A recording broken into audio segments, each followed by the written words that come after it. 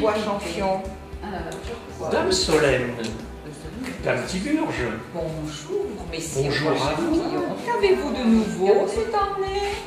Sur cet étal, comme d'ordinaire, des minéraux et des reproductions de sceaux et des monnaies.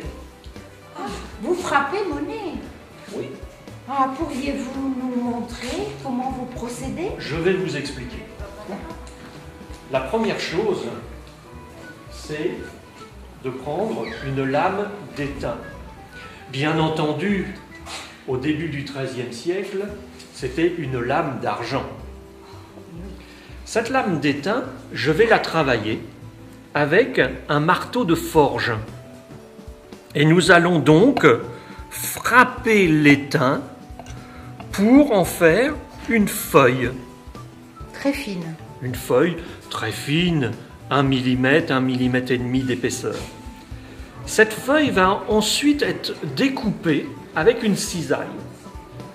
Une cisaille, donc nous allons découper cette feuille d'étain de telle façon que l'on va avoir ce qu'on appelle un carreau. Bien. Donc une forme carrée, que l'on va ensuite redécouper pour enlever les coins. Et ainsi de suite, pour avoir une forme de plus en plus ronde. Et quand on a une forme un petit peu plus ronde, dans cette fabrication de ce qu'on appelle le flanc, on va essayer à nouveau donc de l'arrondir en tapotant comme ça sur la tranche. Ce flanc, cette petite pièce de métal, nous allons la peser sur le fameux trébuchet. Et quand le poids est correct par rapport à ce que notre Seigneur, le roi de France, a édicté dans ses lois, nous allons donc frapper monnaie, prendre un flanc et ensuite, sur ce petit instrument où nous avons installé des coins, c'est-à-dire que sur une pièce d'acier, nous avons gravé le dessin qui va être représenté sur la pièce de monnaie. Des deux côtés, bien entendu, puisque nous avons deux faces. Donc je pose le flanc sur le premier coin, je pose le deuxième par-dessus, et là je vais donc frapper la monnaie.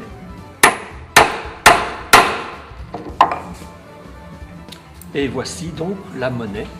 Super. Frappée. Oh, c'est super. Donc le fameux denier de Melgueil, commandé par les évêques de Maguelone. Une des monnaies les plus intéressantes à l'époque. Elle a aussi servi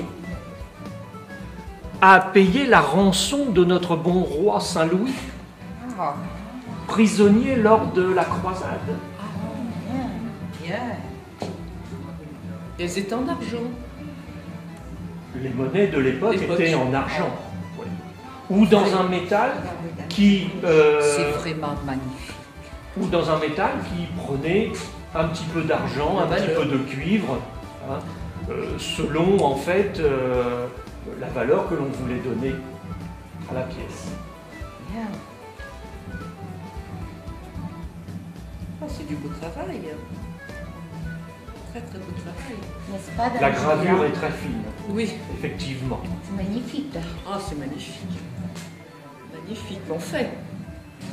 Alors, ce qu'il faut se souvenir, c'est que, bien entendu, à l'époque, au XIIIe siècle, il y avait en France près de 185 ateliers monétaires qui appartenaient à des seigneurs différents. D'où, en fait, la diversité de tous les dessins que l'on trouve sur ces pièces de monnaie. Et il n'y avait, toujours à cette époque, que deux monnaies, véritablement, l'obole et le denier. L'obole étant un petit peu plus petit que le denier. 2 oboles égale 1 denier. Et il n'y avait pas, bien entendu, de monnaie d'or à cette époque. Pas encore. À cause de la rareté du métal.